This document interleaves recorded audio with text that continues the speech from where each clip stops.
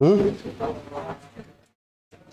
तब भूमि सुधार, ठीक है, भारत की एक बहुत ही ज्वलंत समस्या, और लगभग कोई भी एग्जाम हो भारत के सभी के सिलेबस में सब बहुत ही महत्वपूर्ण टॉपिक है ये, चाहे यूपीएससी हो, बीपीएससी हो, या और भी कोई भी एग्जाम हो, ऑब्जेक्टिव हो, सब्जेक्टिव हो। भूमि सुधार सबसे महत्वपूर्ण नहीं, मतलब एक महत्वपूर्ण मुद्दा है, बर्निंग इशू है, और ये बना रहेगा। ठीक है, तो इस पर हम लोग बात कर रहे हैं। भूमि सुधार अभी तक जो पढ़ाया मैंने उसको ये कर ले, रिव्यू कर ले। भूमि सुधार, लैंड रिफॉर्म, ठीक है, उत्पादकता में वृद्धि और भूमि का न्यायपूर्ण वितरण। भूमि का इस प्रकार से भूमि का न्यायपूर्ण वितरण सुनिश्चित करना, इस प्रकार सुनिश्चित करना ताकि उत्पादकता में वृद्धि हो और सामाजिक न्याय सुनिश्चित हो। ठीक है, हमारे यहाँ भूमि का संकेंद्रण हमारी सामाजिक सांस्कृतिक मान्यताओं और अंग्रेजों की भू राजस्व नीति के कारण भूमि के संकेंद्रण की स्थिति रही। बड़ी आबादी भू धारण के अधिकारिता से वंचित रही, और अंग्रेजों की भू राजस्व नीति ने भी इस वंचना को और भी बढ़ाया। तो आजादी के बाद वास्तव में आजादी के लाभों को आम आदमी तक पहुंचाने के लिए भूमि सुधार का महत्व समझा गया। ठीक है, भूमि सुधार का महत्व समझा गया। दो उपाय किए गए, संवैधानिक और कानूनी। संवैधानिक कानूनी, दूसरा व्यावहारिक उपाय। संवैधानिक या कानूनी, संवैधानिक एवं कानूनी उपाय के तहत प्रस्तावना में समाजवाद, समानता, सामाजिक आर्थिक न्याय जैसे शब्दों का उल्लेख, मूल अधिकार में श्रेणी में शामिल संपत्ति के अधिकार को हटा करके कानूनी अधिकार बनाया गया। ठीक है, राज्यों ने भी 280 से अधिक कानून राज्यों के द्वारा बनाए गए, जिन्हें नवीं अनुसूची में डाल दिया गया। प्रथम संविधान संशोधन के द्वारा जमींदारी उन्मूलन कर दिया गया, नवीं अनुसूची का भी प्रावधान किया गया। नीति निर्देशक तत्वों में भी 39B में प्राकृतिक संसाधनों के न्यायपूर्ण वितरण का निर्देश राज्यों को दिया गया। ये संवैधानिक और कानूनी उपाय हुए। व्यावहारिक उपाय के 3 पहलू, पहला बिचौलियों का उन्मूलन, तीसरा काश्तकारी सुधार, चौथा भूमि का पुनर्गठन। बिचौलियों का उन्मूलन किया गया, जमींदारी उन्मूलन कानून बनाए गए, किसान सीधे राज्य के संपर्क में आ गए, लेकिन इसकी कुछ सीमाएं रही। जमींदार शीर्ष से हट गए, लेकिन बिचौलियों की जो श्रृंखला थी कम हुई लेकिन बनी रही।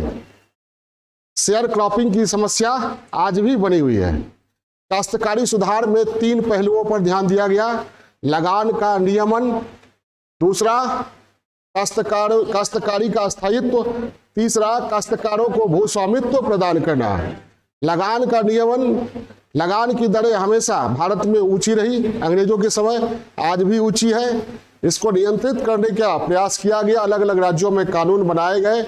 होना चाहिए 1/4 से 1/5, लेकिन अभी भी 50% से 60% भूस्वामी काश्तकार से ले लेते हैं।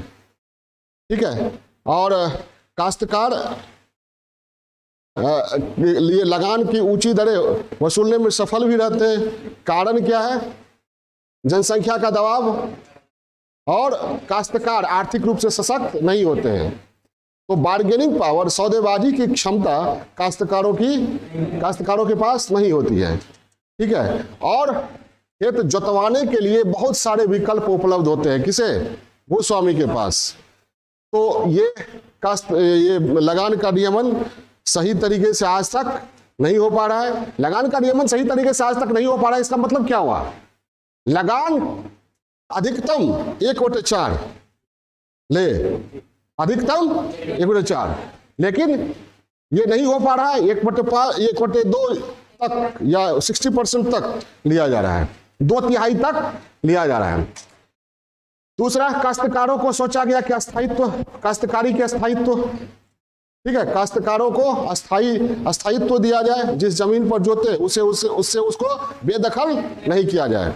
इस संदर्भ में अलग अलग राज्यों में कानून बनाए गए और सभी राज्यों में जो कानून बनाए गए उसके सभी में 3 तरह की समानता थी। एक, पहला कि बेदखली अगर की जाए तो मनमाने ढंग से नहीं, कानूनी प्रक्रिया से। दूसरा, बेदखली का आधार खुद काश्त हो।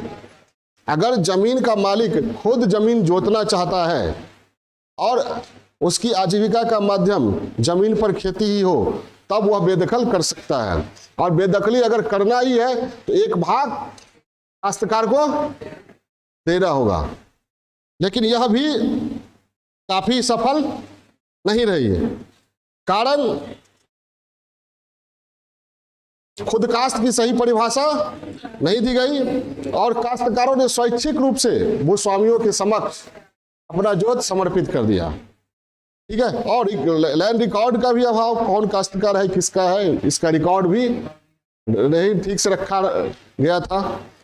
उसके बाद यह भी सोचा गया कि जो लंबे समय से जमीन को जोत रहे हैं काश्तकार, उन्हें भूस्वामित्व दिया जाए।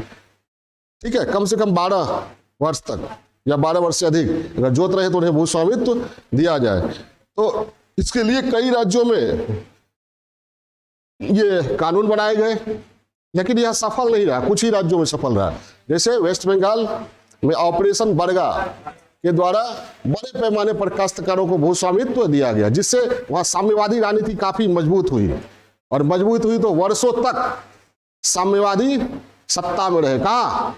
वेस्ट बंगाल में।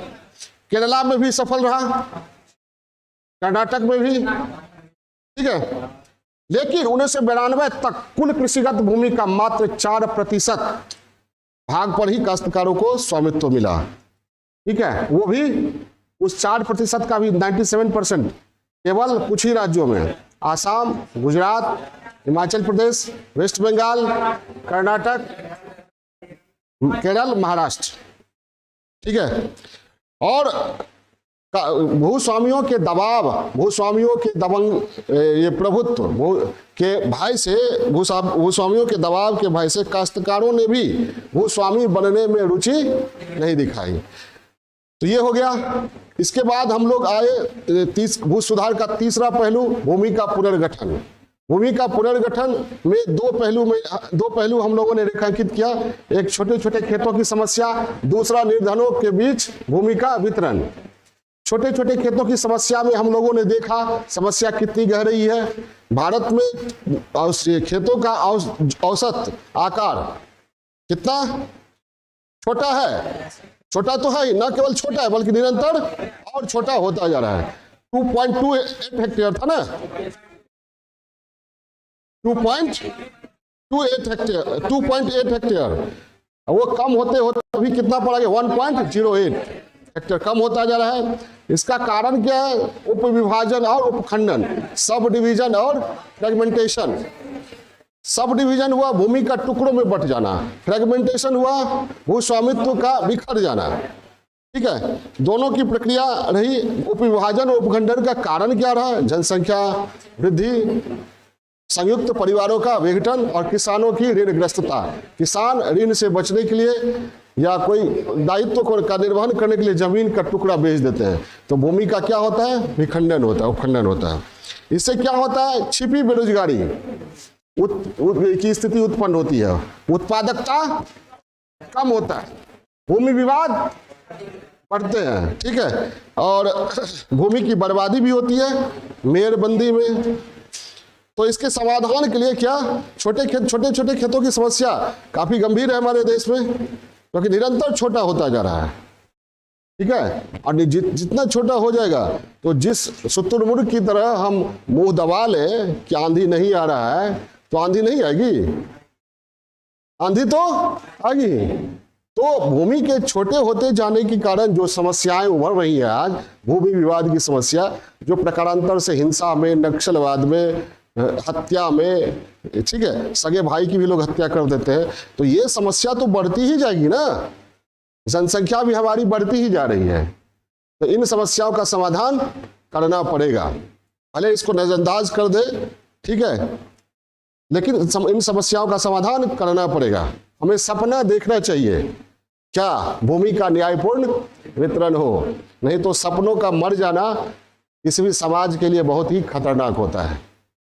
ठीक है, सपने जिंदा रहने चाहिए, नहीं तो समाज का विकास अवरुद्ध हो जाता। समाज को अगर विकास करना है तो सपना तो देखना ही पड़ेगा। ठीक है, आपको आगे बढ़ना है तो सपना तो देखना ही पड़ेगा कि कल के आईएएस हम है, कल के आईएएस हम है। सपना तो देखना ही पड़ेगा, विजन लाना ही पड़ेगा, और उस सपना को जितना जल्दी सच में उतार के जीने का प्रयास कीजिएगा उतनी जल्दी सफलता मिलेगी। ठीक है, नहीं तो देर करते जाइएगा हर चीज में, क्लास में, नोट्स में, ठीक है, पढ़ने में, प्रैक्टिस में, तो उतनी ही सफलता उतनी ही दूर चलती जाएगी। इसलिए डेली सपना देखिए। तो छोटे खेतों की समस्या के समाधान के लिए हम लोगों ने 3 पहलुओं पर बात किया: चकबंदी, कंसोलिडेशन, स्वामित्व में बदलाव करते हुए खंडित भूमि को बड़े भूखंड में बदलना, ये था चकबंदी। उसके बाद सहकारी कृषि पर बात किया हमने स्वामित्व में बदलाव किए बगैर छोटे छोटे खेतों को मिलाकर बड़े खेत और तब खेती करना।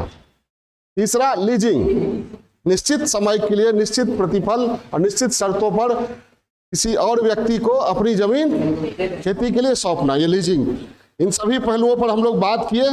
इसके बाद भूमि के पुनर्गठन का दूसरा पहलू जो है वह है भूमि का वितरण। तो भूमि के वितरण पर चले, किसके बीच? अमीरों के बीच भूमि का वितरण नहीं, तब निर्धनों के बीच, निर्धनों के बीच भूमि का वितरण।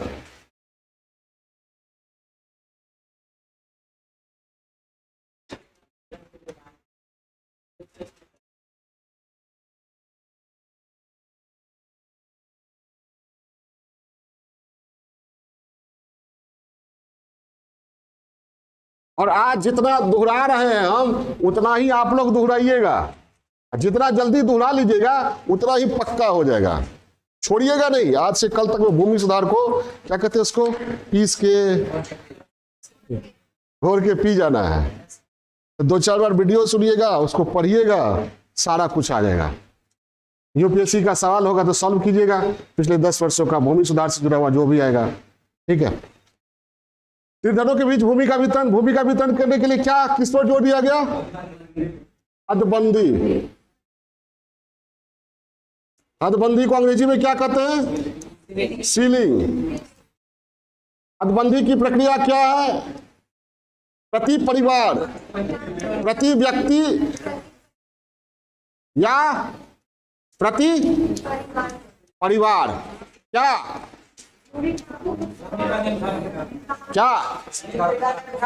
भूधारिता की अधिकतम सीमा का निर्धारण।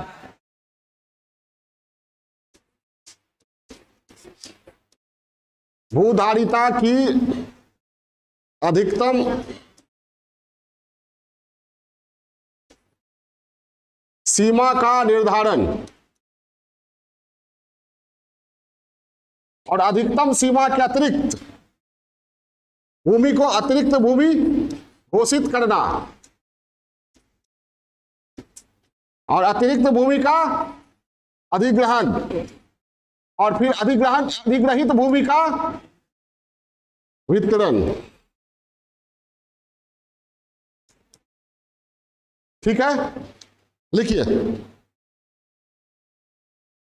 गरीबों के बीच भूमि के वितरण के लिए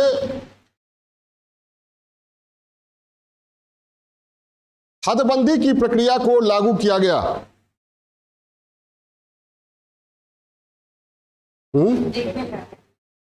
क्या?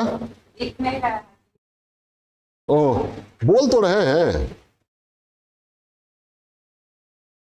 गरीबों के बीच भूमि के वितरण के लिए हदबंदी की प्रक्रिया को लागू किया गया।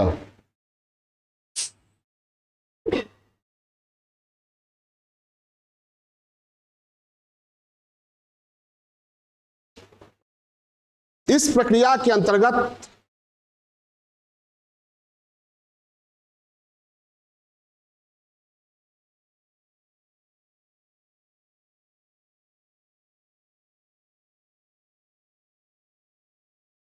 संबंधित राज्य सरकारें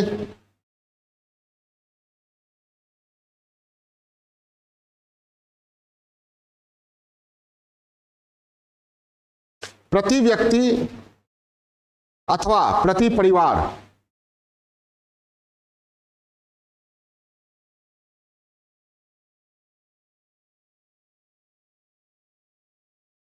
भूधारण की अधिकतम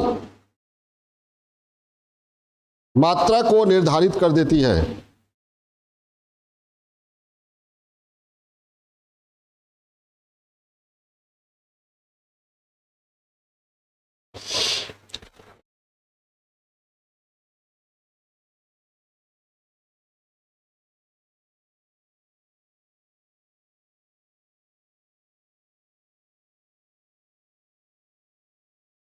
यदि किसी व्यक्ति अथवा परिवार के पास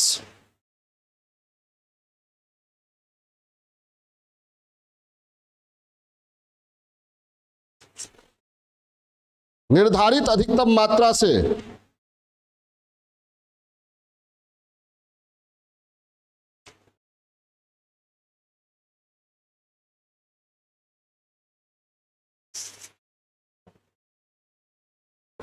अधिक भूमि पाई जाती है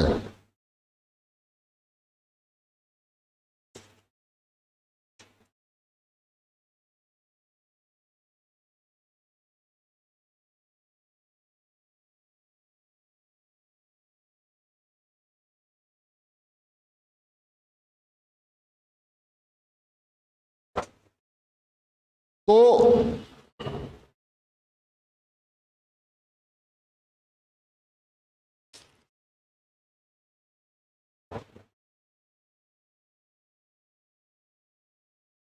उसे अतिरिक्त भूमि घोषित कर दिया जाता है।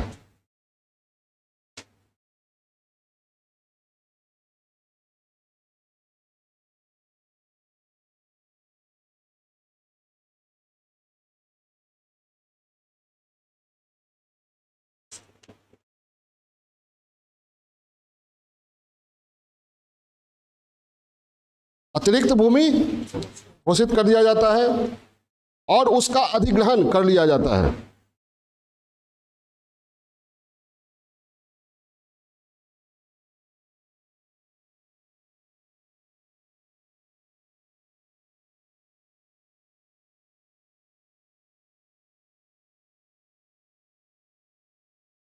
और फिर अधिग्रहित भूमि का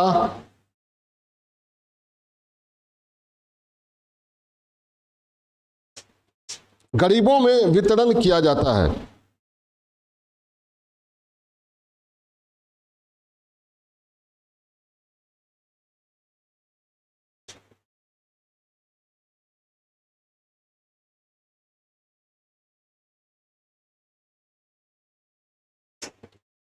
पहला जी वर्ष 1961-62 तक सभी राज्य सरकारों ने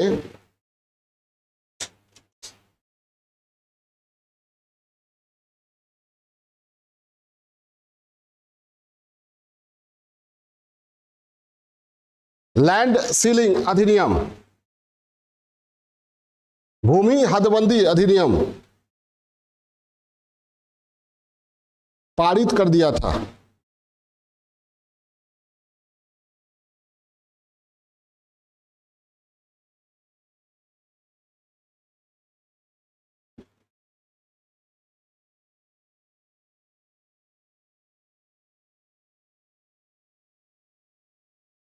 लेकिन अलग अलग राज्यों में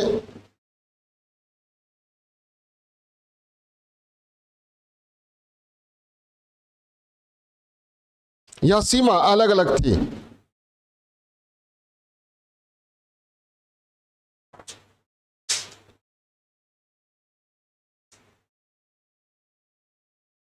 राज्यों में एकरूपता लाने के लिए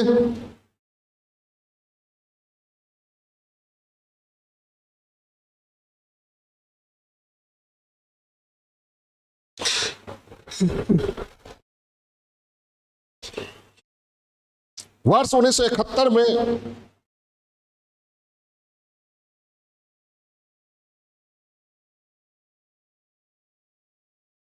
एक नई भू हदबंदी नीति बनाई गई।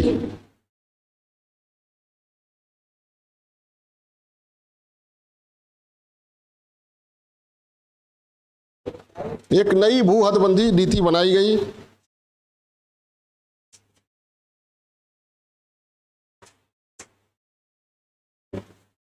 वर्ष 1972 में, पहले चीज को लिखिए, वर्ष 1972 में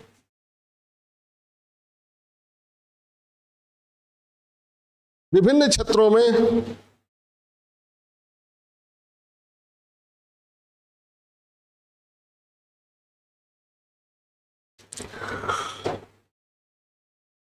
भूमि के प्रकार,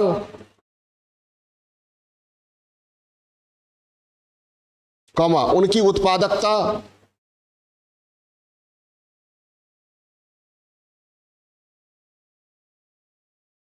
और ऐसे अन्य कारकों के आधार पर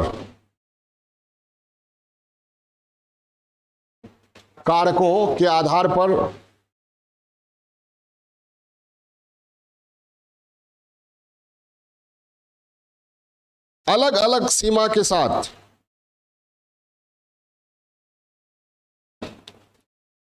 राष्ट्रीय दिशा निर्देश, अलग अलग सीमा के साथ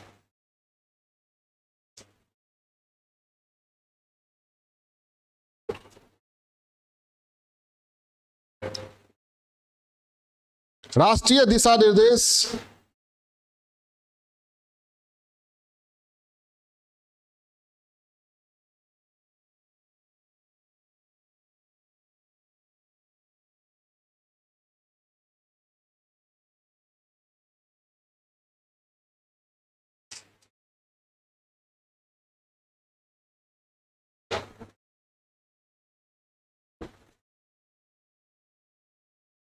जारी किए गए थे।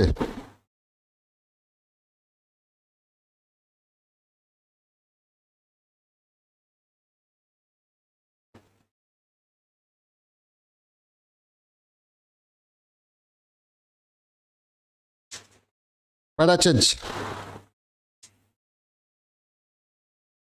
इन दिशा निर्देशों में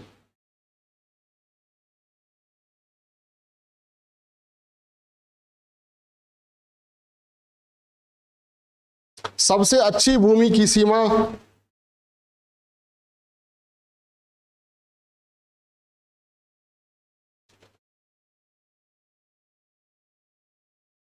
दस से 18 एकड़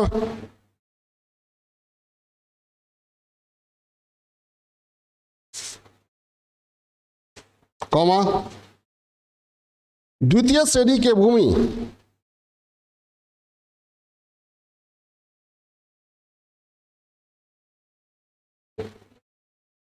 द्वितीय श्रेणी की भूमि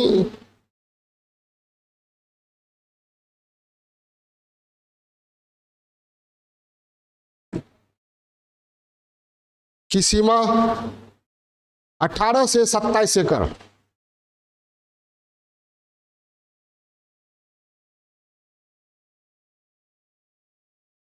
और शेष भूमि सीमा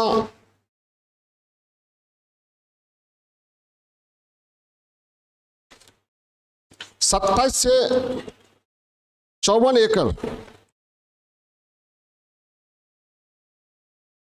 27 से 54 एकड़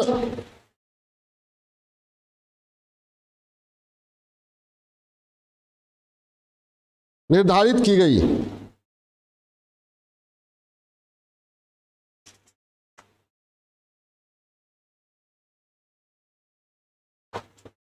लेकिन पहाड़ी एवं रेगिस्तानी इलाकों में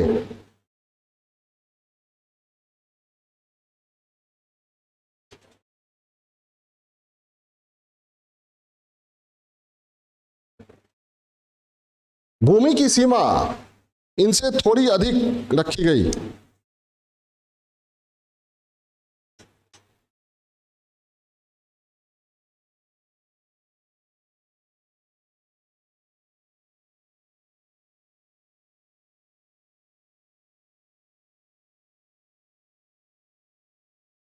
ठीक है, अब इसमें वर्गीकरण जो किया गया वो बता दे रहे हैं। ठीक है, हदबंदी जो की गई,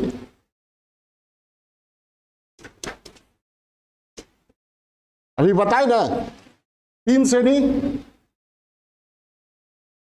एक 10 से 18 एकड़, यानी 18 एकड़ से कम।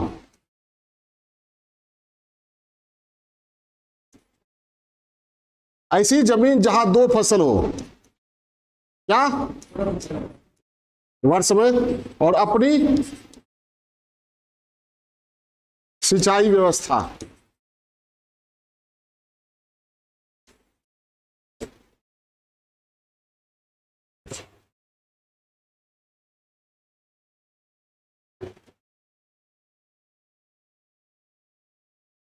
अठारह से 27 एकड़ भूमि सीमा उन जमीनों, उन भूमियों के लिए जहां एक फसल और प्राकृतिक सिंचाई, अपनी सिंचाई व्यवस्था नहीं। ठीक है, अब तीसरी श्रेणी 27 से 54 एकड़,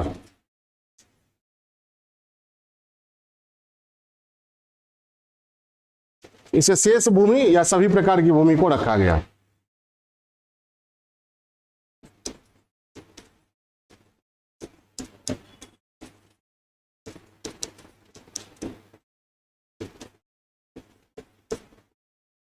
और एक परिवार में माना गया 5 सदस्य।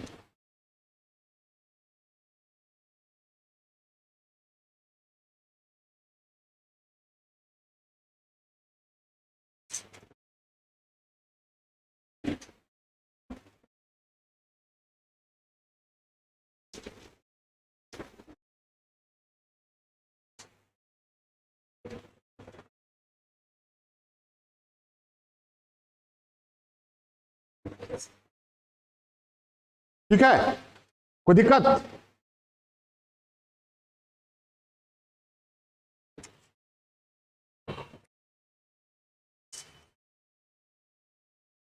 देखिए आगे,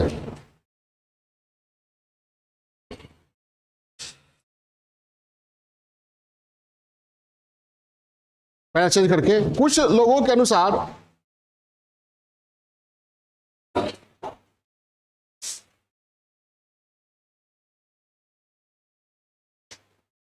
हदबंदी से खेतों का आकार छोटा होता जाता है।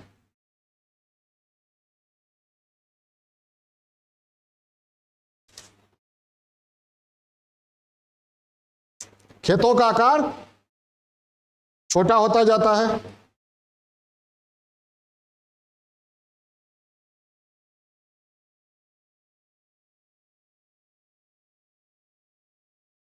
जिससे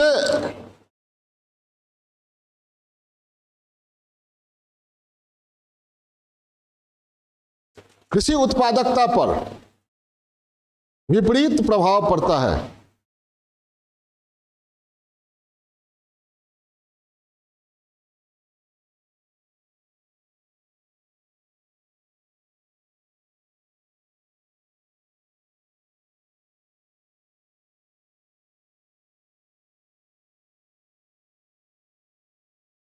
लेकिन इस संदर्भ में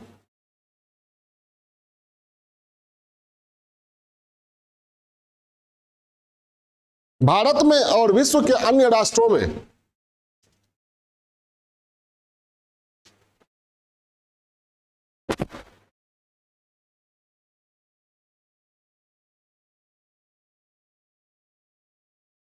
किए गए कुछ अध्ययनों से यह पता चलता है कि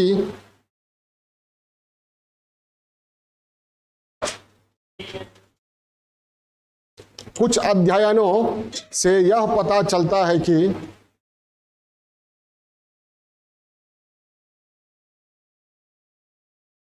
एक निश्चित बिंदु तक खेतों का आकार, फार्म साइज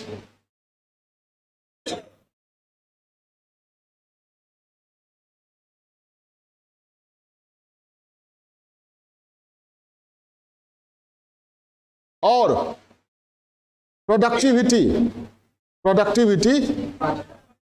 निश्चित बिंदु तक खेतों का आकार, फार्म साइज और उत्पादकता प्रोडक्टिविटी में विपरीत संबंध होता है।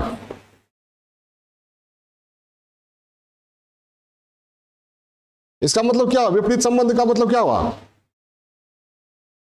उत्पादकता बढ़ेगी, कम होगी। विपरीत संबंध बोले, खेत छोटा होगा तो उत्पादकता, लेकिन क्या एक सीमा तक, ज्यादा छोटा होगा तो उत्पादन कम होगा। समझ में आ रही बात? इसका निहितार्थ यह हुआ कि निहितार्थ यह हुआ कि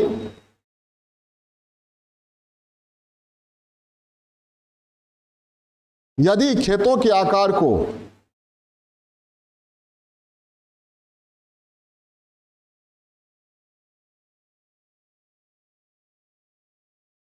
एक बिंदु तक छोटा किया जाता है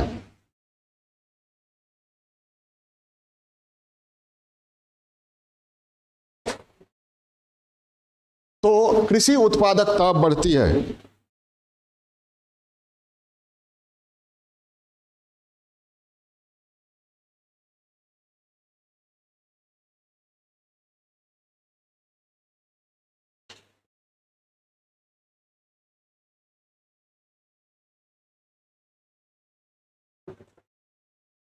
कृषि उत्पादकता बढ़ती है।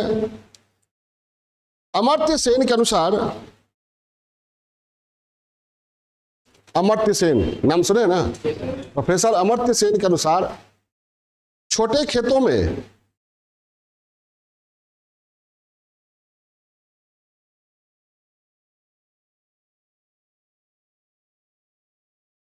अधिक उत्पादकता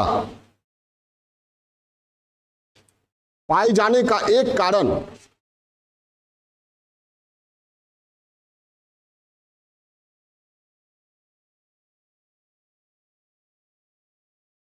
पारिवारिक श्रम का उपयोग है।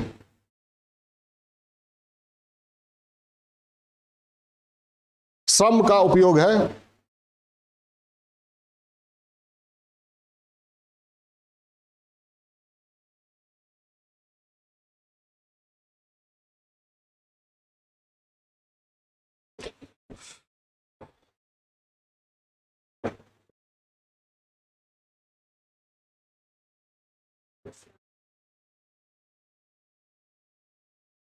एक तरफ हम छोटे छोटे खेतों को जोड़कर बड़ा करना चाहते हैं, दूसरी तरफ बड़े बड़े खेत को, तो कंट्राडिक्शन नहीं है। इसलिए ये लिखवाया मैंने कि एक सीमा तक ये भूमि का, खेत का आकार छोटा करने से उत्पादकता बढ़ती है, लेकिन एक सीमा तक ही, उसके नीचे आएगा तो उत्पादकता कम होगी। ठीक है, इसलिए यह कहना कि हदबंदी से उत्पादकता कम होगी, ऐसी बात नहीं है। और ये भारत में भी देखा गया और विश्व बैंक का भी ये मानना है। ठीक है, पैरा चेंज।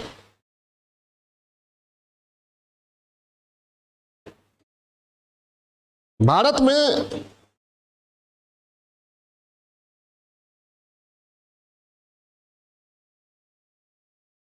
ग्रामीण क्षेत्रों की एक बड़ी आबादी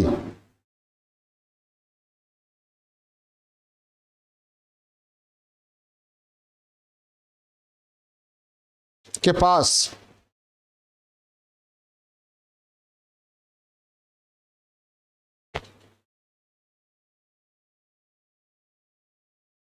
सबसे अच्छा यही ब्लैक बोर्ड है। बहुत अच्छा दिख रहा है, बहुत पहले कह रहे थे।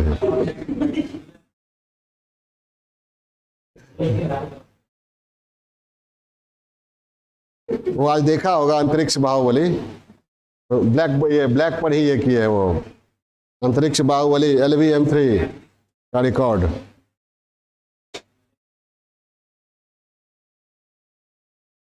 ग्रामीण क्षेत्रों की एक बड़ी आबादी के पास कृषि योग्य भूमि नहीं है। सामाजिक आर्थिक जनगणना ग्रामीण क्षेत्रों की एक बड़ी आबादी के पास भूमि नहीं है, कृषि योग्य भूमि नहीं है।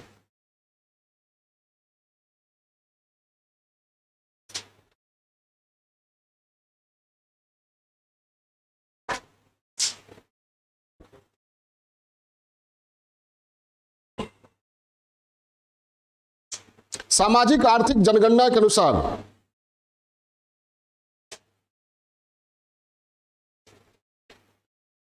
ग्रामीण क्षेत्रों के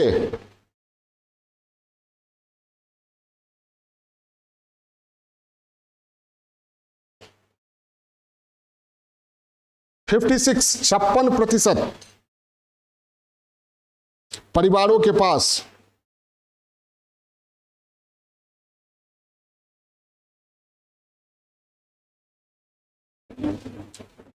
छप्पन प्रतिशत परिवारों के पास कोई कृषि योग्य भूमि नहीं है।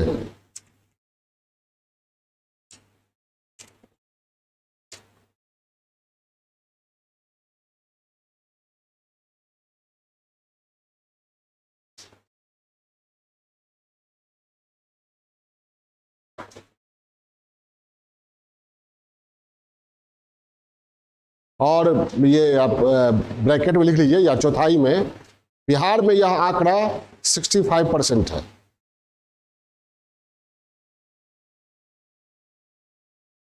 भूमि सुधार किससे जुड़ा हुआ पहलू है? भूमि सुधार का पूछा जाए प्रमुख उद्देश्य, एक उद्देश्य अगर पूछा जाए क्या बोलिएगा? हाँ, एक उद्देश्य सामाजिक न्याय, ठीक है। और 65% परिवारों के पास क्या है? कृषि योग्य भूमि नहीं है। पिछले 30 सालों से 40 सालों से सामाजिक न्याय की राजनीति करने वाले ही सत्ता में हैं। ये कंट्राडिक्शन है, समझ आई बात? चलिए आगे आप खुद समझते हैं, आगे बढ़िए। क्या लिखे? हाँ आगे लिखिए। भूमि सुधार मसौदा नीति 2013, लैंड रिफॉर्म ड्राफ्ट पॉलिसी, भूमि सुधार मसौदा, मसौदा यहां ड्राफ्ट हुआ, प्रारूप, भूमि सुधार प्रारूप नीति 2013 जयराम रमेश समिति के द्वारा यह तैयार किया गया था। जयराम रमेश का नाम सुने होंगे, कांग्रेस के बड़े नेता हैं। तो उस समय यूपीए की गवर्नमेंट थी, उन्होंने इस ड्राफ्ट को तैयार किया था। तो उसमें उन्होंने जो बताया वही हम बता रहे हैं। 2013 में आजादी के कितने साल हो गए? 2013 को 2013 तक कितना साल हो गया?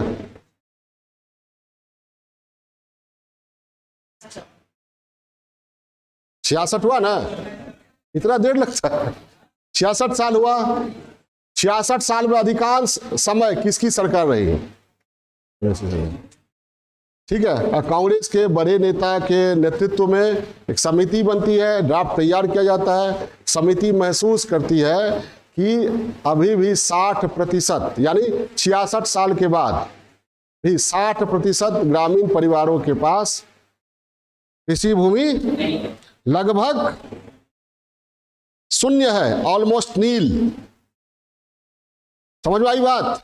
हाँ चलिए क्या लिखे थे? भूमि सुधार 2013 के अनुसार भारत के लगभग 60% ग्रामीण परिवारों के पास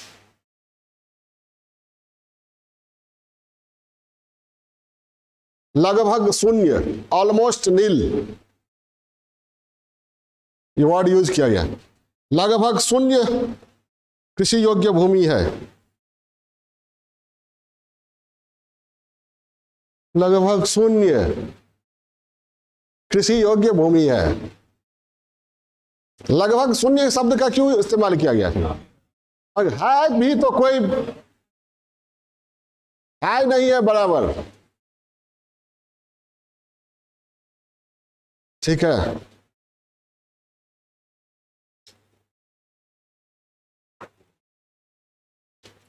ऐसी अवस्था में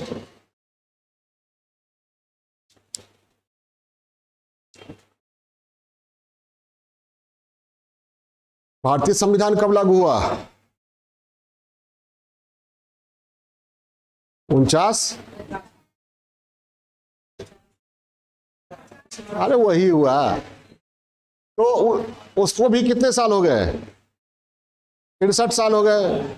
संविधान ने निर्देश दिया था उन्हें 39B में कि प्राकृतिक संसाधनों का न्यायपूर्ण वितरण सुनिश्चित करे स्टेट। ठीक है, सुनिश्चित नहीं हो पाया। 60% परिवारों के पास क्या है? ऑलमोस्ट नील है। तो ठीक है, तो ऐसा देश चल रहा है, यही काफी है। ठीक है, शांति पूर्वक सब कुछ हो रहा है, वही काफी है। हिलो डिलो मत, अपना रक्त हमें पीने दो, अचल रहे साम्राज्य राज्य का, जियो और जीने दो। ये रामधारी सिंह दिनकर की पंक्ति है, कुरुक्षेत्र की है। हिलो डुलो मत, अपना रक्त हमें पीने दो। शेर कहता है किसको?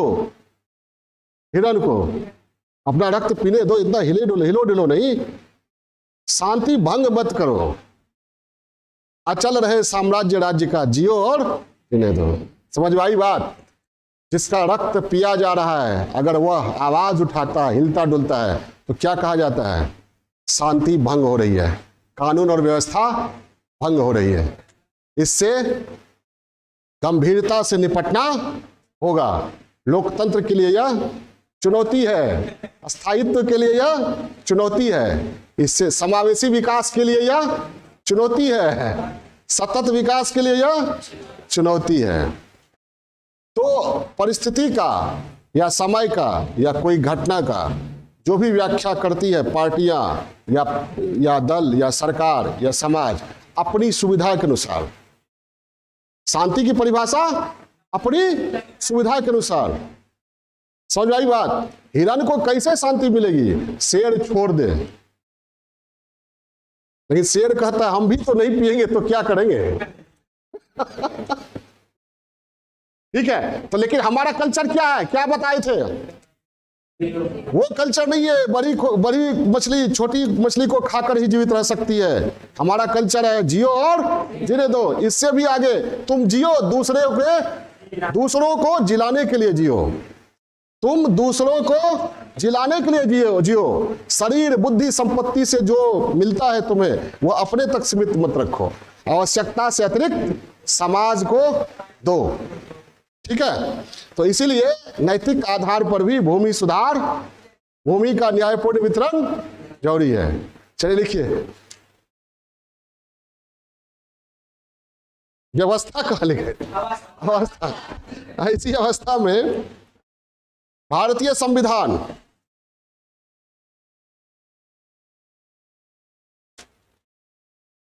के अनुच्छेद 39B में वर्णित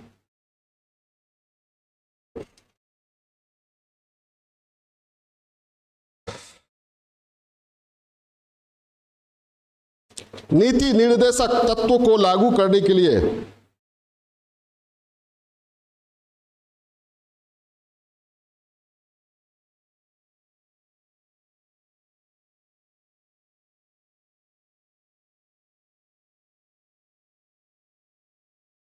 यह जरूरी हो जाता है कि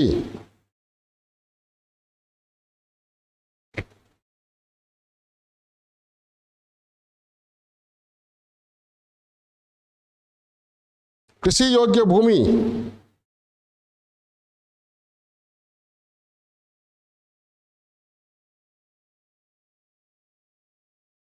का समान वितरण सुनिश्चित किया जाए।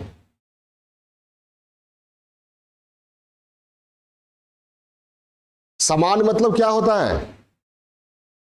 हाथी और चूहा को एक जैसा नहीं, हाथी और हाथी को एक जैसा, चूहा और चूहा को एक जैसा, और हाथी और चूहा को एक प्लेटफॉर्म पर लाते हैं, एक जैसा ट्रीट करते हैं दोनों के साथ, तब समानता की क्या हो जाएगी? हत्या हो जाएगी। समानता का सिद्धांत क्या कहता है? असमानों के बीच असमान व्यवहार और समानों के बीच समान व्यवहार, ये समानता का सिद्धांत है। क्या?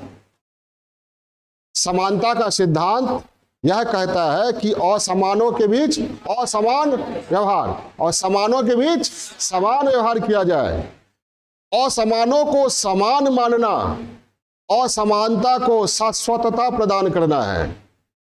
हाथी और चूहा को एक जैसा मानना यह सिद्ध करता है कि आप मानते हैं कि हाथी हाथी ही रहे और चूहा चूहा ही रहे। ठीक है, अगर बराबरी पे लाना चाहते हैं तो हाथी को थोड़ा दुबला करना पड़ेगा और चूहा को क्या करना पड़ेगा, करना पड़ेगा ना, बहुत करना पड़ेगा ना। यहां तो थोड़ा भी नहीं कर पा रहे हैं। ठीक है, अगर बराबर ट्रीट करते हैं तो अगर मान लीजिए अनाज बांटना हो तो हाथी को भी 10 केजी, चूहा को भी 10 केजी। चूहा खाते खाते मर जाएगा और हाथी भूखा रह जाएगा। वो एक चुटकुला बचपन में सुने थे कि चूहा और हाथी दोनों दोस्त था। हाथी स्नान कर रहा था तालाब में, चूहा गुस्सा में आया, हाथी को बोला तुम निकलो निकलो, तालाब से निकलो। हाथी बोलता क्या बात हुई, बोलो ना निकलो ना पहले तब बताते तुम। निकला हाथी, फिर चला गया तालाब में, बोला अरे तुम बोला, फिर बोला चूहा कि जाओ जाओ जाओ कोई बात नहीं जाओ। हाथी बोला तुम बोला निकलने के लिए, फिर कह रहे हो जाओ, ठीक है जाते हैं, बता दो क्या बात थी। चूहा बोला कि हम देख रहे थे कि तुम कहीं मेरा अंडरवियर तो नहीं पहना हुआ है।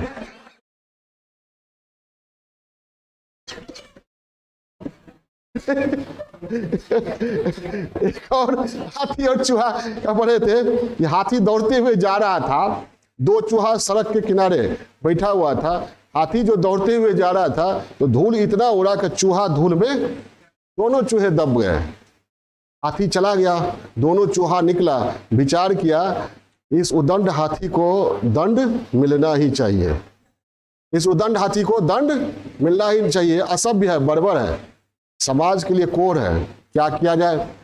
लेकिन छोड़ दिया जाए, अगर हम दोनों इसको दंड देते हैं तो आने वाली पीढ़ी कहेगी कि दो मिल करके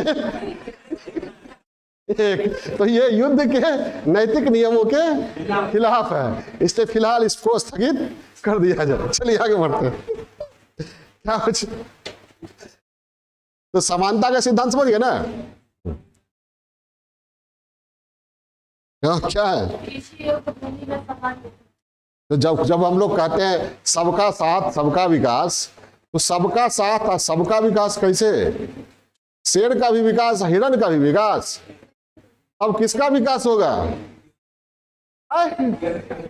शेर और शेर हो जाएगा और डबल हिरण को खाएगा।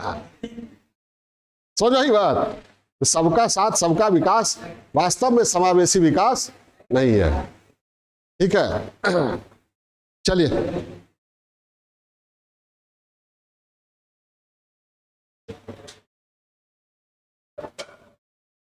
हाँ क्या कहाँ तक लिखते हैं, सुनिश्चित किया जाए पहला चेंज। जयराम रमेश समिति द्वारा, जयराम रमेश समिति ने ही भूमि सुधार मसौदा नीति तैयार किया था।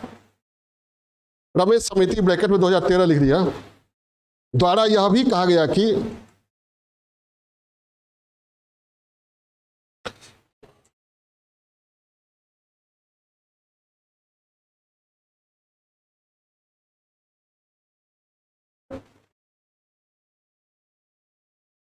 कि भारत में हदबंदी को और नीचे लाया जाना चाहिए। और नीचे लाने से क्या होगा, और अधिक जमीन मिलेगी ना, नहीं समझे इसको, और इस सीमा को क्या किया जाए, और काम और नीचे लाया जाना चाहिए, ताकि निर्धन लोगों को पर्याप्त मात्रा में भूमि का वितरण किया जा सके।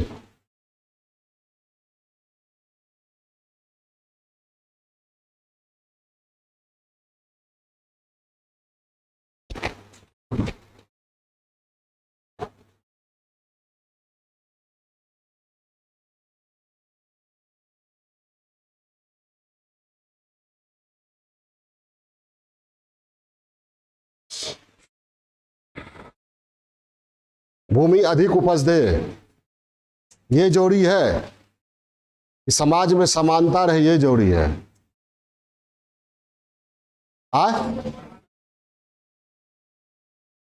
बोलिए, लेकिन दोनों में से एक चुनना हो तो क्या जोड़ी है? समानता अधिक जोड़ी है। ठीक है, देखिए पहले चेंज, दोनों जोड़ी कैसे है? इंसान उस समय भी रहता था जिस समय ना इंसान बोना जानता था, ना काटना जानता था, ना खेती करना जानता था, कुछ भी नहीं जानता था, ना आग जलाना जानता था, ठीक है, ना पौधा लगाना जानता था। उस समय भी जीता था और आज भी जी रहा है। तो सबसे ज्यादा जोड़ी क्या है? समाज में शांति और सद्भाव और समानता। हम आगे बढ़ जाए, लाख आगे बढ़ जाए, शांति सद्भाव समानता नहीं रहे तो आगे बढ़ने के नियति, आगे बढ़ने की स्थिति पर प्रश्न चिन्ह हमेशा लगा रहेगा। ठीक है, मानव सभ्यता ने कितना विकास किया है, क्या विकास किया है? परमाणु बम ऐसा बना लिया है कि एक क्षण मात्र में ही लाखों करोड़ों का नाश कर सकता है। ठीक है, टीवी 9 भारतवर्ष हो या और भी मीडिया का नाम नहीं लेना चाहिए, लगातार डेली परमाणु हमले से लोग पूरी दुनिया को डरा रहा है। आज पुतिन ये कर रहे हैं, आज जेलेंस्की ये कर रहा है, नाटो ये कर रहा है, वो कर रहा है, पूरा एकदम। ठीक है, लगेगा आज ही परमाणु बम गिरने वाला है कहीं पर। कोरोना उतना नहीं था जितना मीडिया वालों ने दिखाया। टीवी खोल के बैठते थे तो क्या लगता था कोरोना दरवाजा खोलेंगे और अटैक करेगा।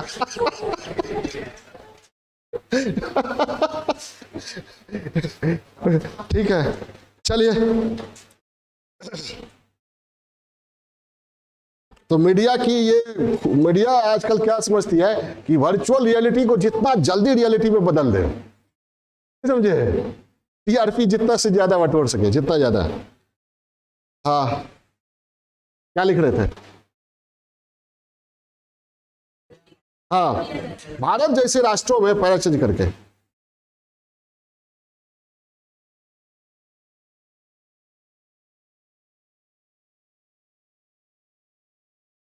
यदि कुशलता, ब्रैकेट में दीजिएगा एफिशिएंसी,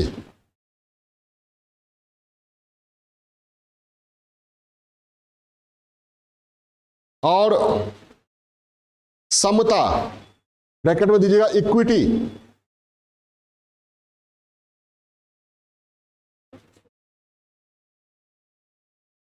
के मूल्यों में टकराहट होती है,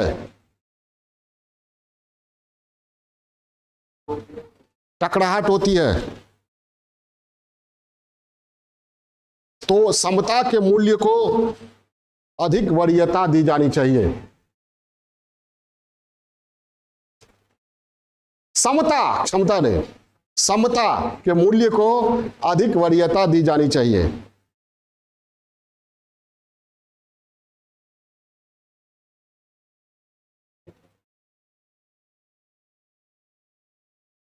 ठीक है, तो समता से ही क्या आएगी समाज में? शांति। और सबसे ज्यादा जरूरत किसकी है?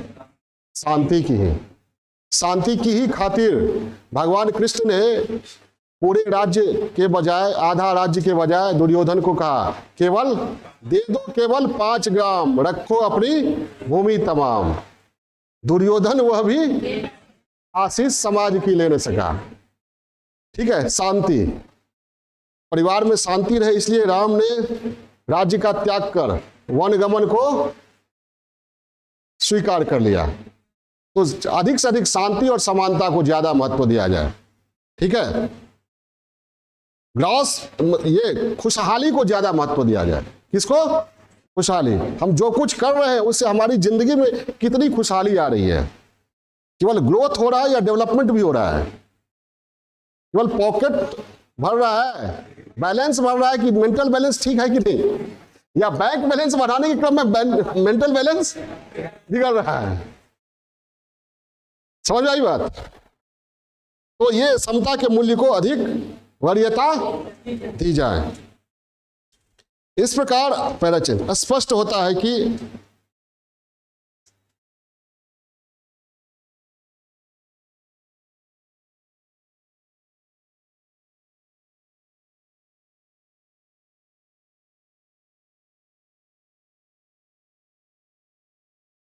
भारत में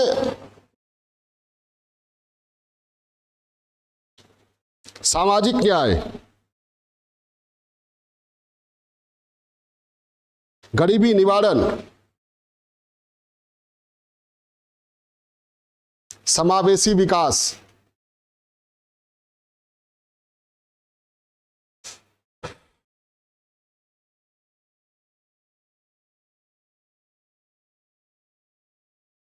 और समतामूलक समाज की स्थापना के लिए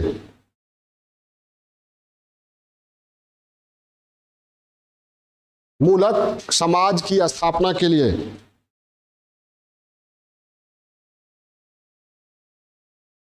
हदबंदी को गंभीरतापूर्वक लागू किया जाना चाहिए।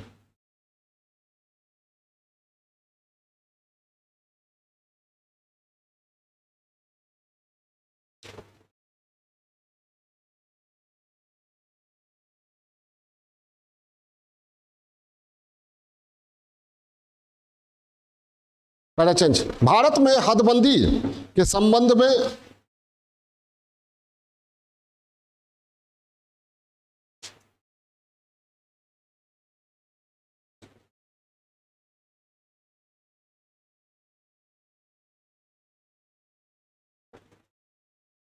अधिक सफलता नहीं दिखाई देती है।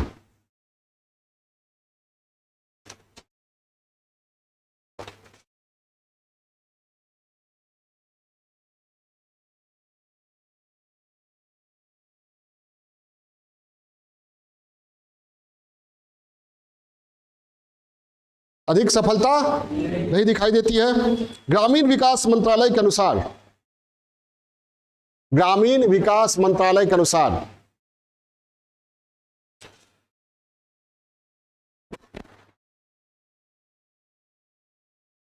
मार्च 2006 के अंत तक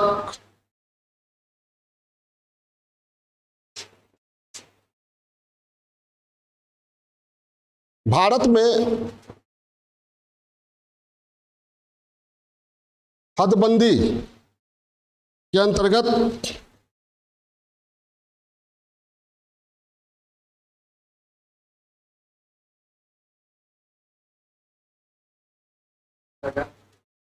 केवल 68.38 लाख एकड़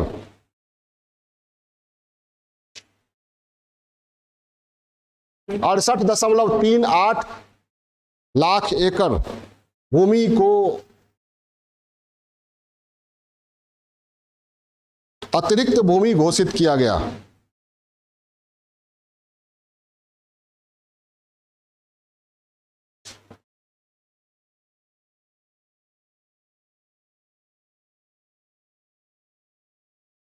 इसमें से 59.40 59.40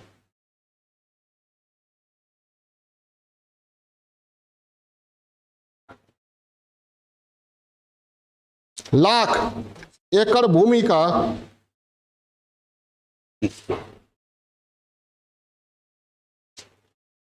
निर्धनों में वितरण हो पाया है।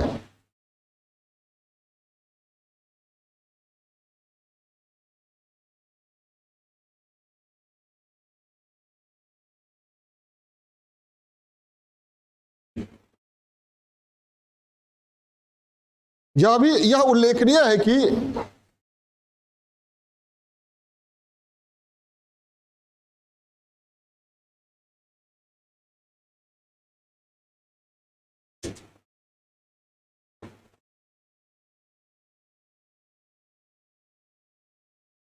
हदबंदी की प्रक्रिया में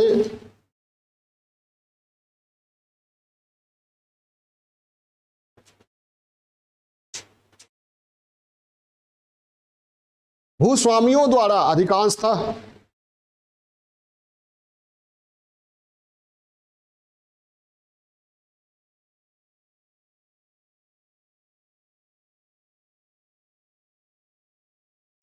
बेकार भूमि को ही समर्पित किया गया। बेकार भूमि को ही समर्पित किया गया।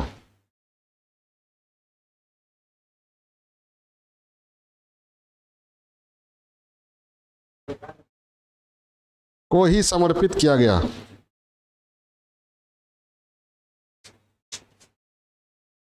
बेकार भूमि को समर्पित किया गया।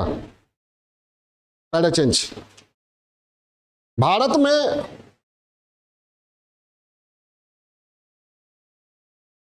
हदबंदी के अधिक सफल नहीं होने के पीछे विभिन्न कारण रहे हैं।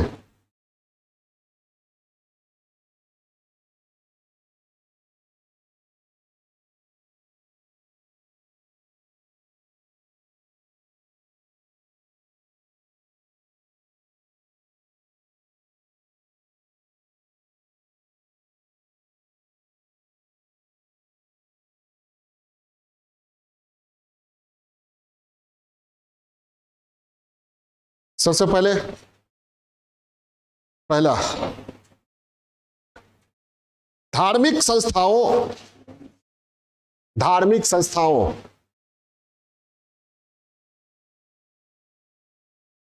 और चैरिटेबल संस्थाओं को, चैरिटेबल समझते हैं ना, गरीबों, कमजोर, दिव्यांग आदि के लिए, उत्पीड़ित लोगों के लिए जो काम करती हैं संस्थाएं, ठीक है, को हदबंदी के दायरे से बाहर रखना।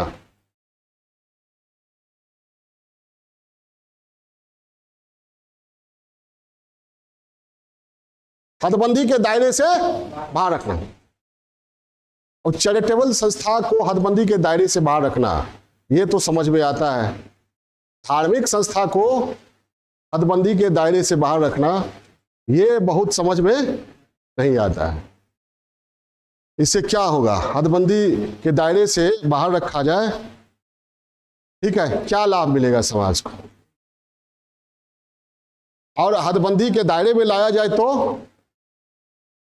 हमारा भविष्य क्या बेहतर होगा?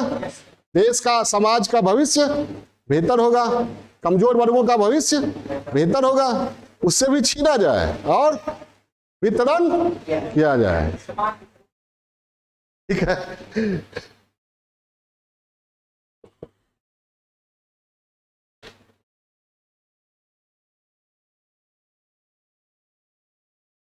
आज पढ़े ये, संघर्ष किस लिए करोगे? सब कुछ तय है। भविष्य के लिए संघर्ष करोगे, भविष्य तो तय है, तुम भविष्य को बदल नहीं सकते हो। कृष्ण तो जानते थे भविष्य को कि युद्ध होगा और विनाश होगा, फिर भी क्या युद्ध को रोक पाए?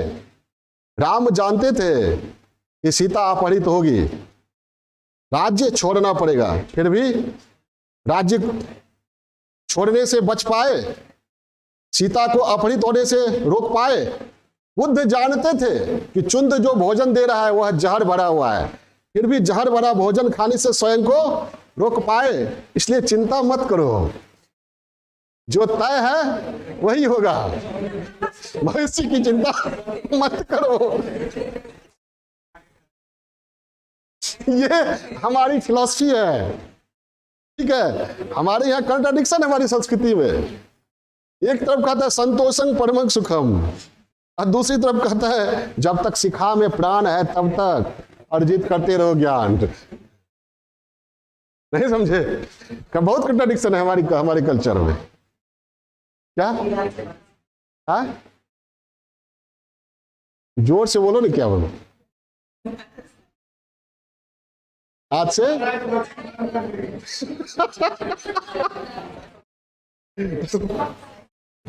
चलिए, इसका दूसरा पहलू क्या है? चिंता नहीं करना है, चिंतन करना है। क्या? चिंतन करना है, ठीक है। वर्तमान हमारे हाथ में है, अतीत बीत चुका है, अतीत बीत चुका है, भविष्य आने वाला है, हम नहीं जानते हैं क्या होने वाला है। कहने का तात्पर्य यह कि कृष्ण स्वयं भविष्य को नहीं रोक पाए, बुद्ध भविष्य को नहीं रोक पाए, तो भविष्य तो अनागत है, हम क्या रोक पाएंगे? हमारे हाथ में क्या है? वर्तमान। इसको तो हम अपने अनुकूल बना ही सकते हैं, और जब वर्तमान को अनुकूल बना लिया तो भविष्य तो अनुकूल बनेगा ही। ये रखना चाहिए। तुरंत निगेटिव क्यों सोच लेते हो? जहर पीने वाले महादेव, अमृत पीने वाले देव। चलिए आगे बढ़ते हैं।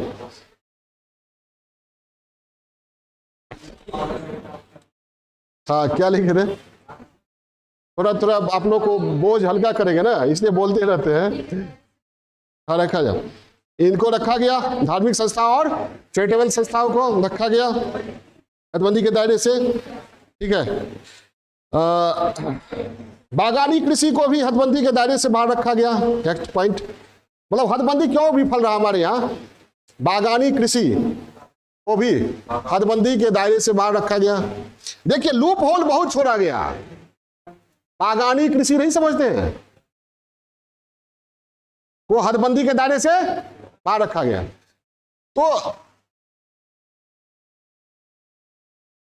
एक मिनट, हमारे पास जितनी जमीन है कागज पर हम उसमें बहुतों को बागानी भूमि घोषित कर देंगे, और कुछ जमीन पर मंदिर बना देंगे, मजार बना देंगे, चर्च बना देंगे। नहीं समझे? अपना किसी को पुजारी घोषित कर देंगे। नहीं समझे? क्यों हमारे यहाँ भूमि सुधार विफल रहा वो समझा रहे हैं। तब भी एडजस्ट नहीं हो रहा है। अब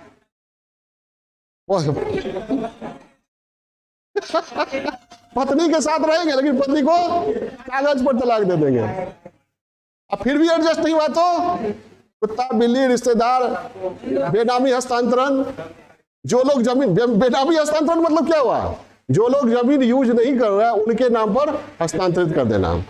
तो इतना लूप होल छोड़ा गया। उसके बाद और क्या, इतना एकड़ कुछ बहुत सारे जमीन को घोषित कर देंगे, ये एक फसली है, दो फसली घोषित क्या कर देंगे, एक फसली है, या इस तरह का घोषित कर देंगे। समझ आई बात? तो एक पुरानी कहावत है, कानून मकड़ी के जाले की तरह होता है, उसमें कमजोर मच्छर कीड़े मकोड़े फंसते हैं और हाथी उसको चीर के बाहर चला जाता है। हाथी को पता ही नहीं चलता कि मकड़ी था भी। तो कानून का जाला किसके लिए है? कमजोर जगह। शक्तिशाली के लिए कानून क्या है? हथियार है। वो कानून के साथ खेलता है। ठीक है, और हम लोग कानून के नीचे पलते हैं। समझ आई बात? चलिए, जिसके हाथ में कानून है, अगर आप उसके साथ बदमाशी कीजिएगा तो वो ईडी भेजेगा, आईटी भेजेगा, सीबीआई भेजेगा। समझ आई बात? आज जो स्वयं सत्ता में शक्तिशाली है उसके लिए कुछ नहीं है। ये एक पार्टी की बात हम नहीं कर रहे हैं, यहाँ थोड़ा ये स्पष्ट करना जरूरी है क्योंकि हम लाइव है। सीबीआई के बारे में पहले गैर कांग्रेसी दल कहा करते थे ये कांग्रेस ब्यूरो ऑफ इन्वेस्टिगेशन है, या बहुत करप्ट है, ये करप्ट ब्यूरो इन्वेस्टिगेशन है।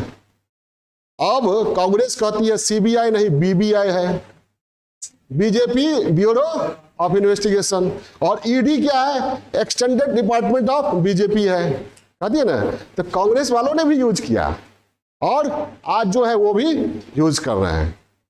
और सवाल ये है कि किसने ईमानदारी से यूज किया, आज या पहले, ये आप लोगों पर छोड़ते हैं। ठीक है, इसके बारे में हम मंतव्य नहीं देंगे। चलिए आगे बढ़ते हैं। बड़ी सधे हुए बात हो रहे हो। क्या लिखे थे? तो ये हो गया, बागानी कृषि को हदबंदी से बाहर रखना है। उसका भूमि का बेनामी हस्तांतरण उसे बता ही दिया, ढेर सारे तो बता दिए। पत्नी तक को लोगों ने तलाक दे दिया, साथ साथ रहा लेकिन डॉक्यूमेंट पर तलाक दे दिया जमीन को बचाने के लिए।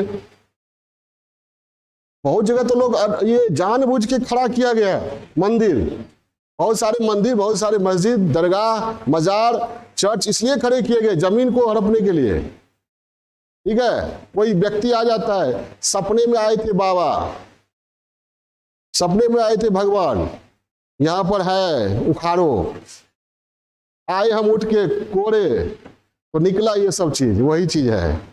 अब उस वहां पर पूजा होने लगा 100 आदमी पूजा किया, एक आदमी का तो मन्नत पूरा होगा ही। वो एक आदमी प्रचारक बन गया। लंबे समय में हजारों आदमी प्रचारक बन जाता है। शानदार मंदिर या मस्जिद या दरगाह या चर्च कुछ भी बन जाता है। ठीक है, तो लिखे भूमिका बेनामी हस्तांतरण। नेक्स्ट पॉइंट, लंबे समय तक, ब्रैकेट में दिए 1972 तक हदबंदी की इकाई के रूप में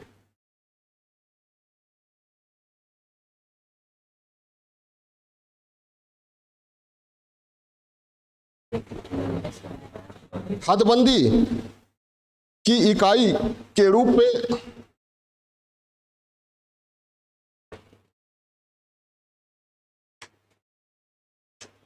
परिवार के स्थान पर व्यक्ति को रखा गया।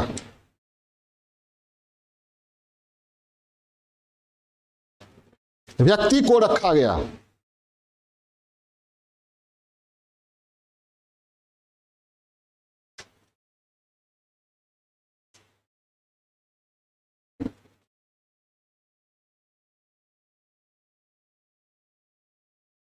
अब ये था भूमि सुधार, समझ गए।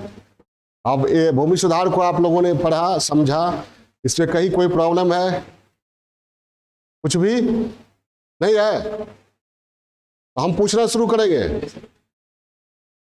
तो कुल मिलाकर भूमि सुधार हमारे देश में सफल नहीं रहा। जितनी अपेक्षा की गई थी, जितनी जरूरत थी, उतनी सफलता भूमि सुधार को नहीं मिली।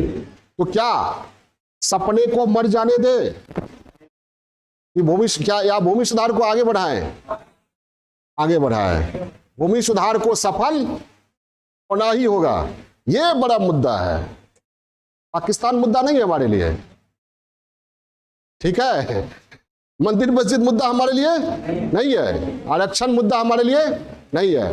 मूल मुद्दा ये है, ठीक है। इस मुद्दे को क्या किया जाए? पुनर्जीवित किया जाए।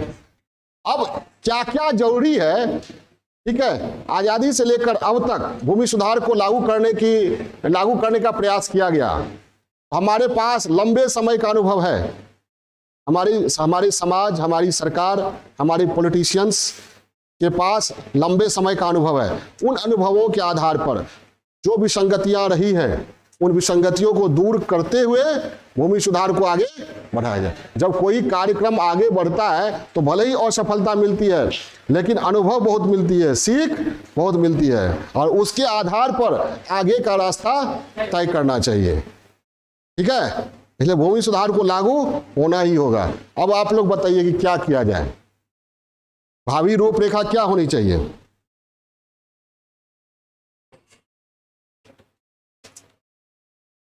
अरे कुछ सुझाव तो दीजिए, इतना देर से पढ़ा रहे सुबह से।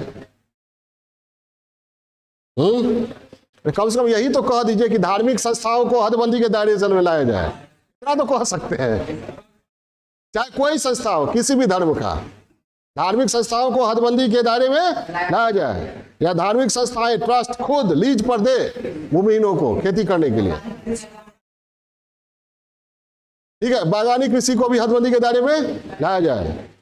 भूमि का ये वर्गीकरण या हदबंदी को नीचे लाया जाए, या इस तरह के वर्गीकरण को समाप्त कर दिया जाए, ठीक है। और भूमि सुधार के लिए अगर कहीं कुछ होता है, या काश्तकारों के स्वामित्व के मामले अगर न्यायालय में जाते हैं, तो न्यायिक हस्तक्षेप की स्थिति को कम करने के लिए पॉलिसी बनाई जाए, कानून बनाई जाए, ताकि न्यायिक हस्तक्षेप भूमि सुधार के क्रम में न हो। और अगर काश्तकारों के भू स्वामित्व के मामले अगर न्यायालय में जाते हैं, तो प्रमाण देने की जिम्मेवारी किसकी होनी चाहिए? भूस्वामी की, ठीक है, ना कि काश्तकार की। अगर ये रहेगा तो काश्तकार क्या होगा? अदालत में हार उसकी तय है, ठीक है। खुद कास्त की परिभाषा सही ढंग से होनी चाहिए। क्या है कि बेदखली हो सकती है खुद कास्त के आधार पर, तो खुद कास्त है कि नहीं ये सही होना चाहिए। खुद कास्त की परिभाषा क्या हो कि जो भूस्वामी है खुद जमीन पर खुद जोते वो, उसका परिवार, उसकी आजीविका मुख्य रूप से उसी पर निर्भर हो, और वे आसपास ही रहे, ये नहीं शहरों में रहकर करवा रहे हैं, हम खुद जोत रहे हैं और जोत कोई और रहा है। लगान के दर को नियंत्रित किया जाए, बेनामी हस्तांतरण को कठोरतापूर्वक रोका जाए। जिस तरह नोटबंदी किया गया उसी तरह ये भी करे एक बार। बिना जितना बेनामी संपत्ति है सबको खोज खोज के सबको क्या करे, सब सरकार के नाम, या सरकार ले या बांट दे। चलिए, भारत में भूमि सुधारों की भावी रूपरेखा, भावी रूपरेखा पर बाद में बात करेंगे, ब्रेक देते हैं, ठीक है विपिन।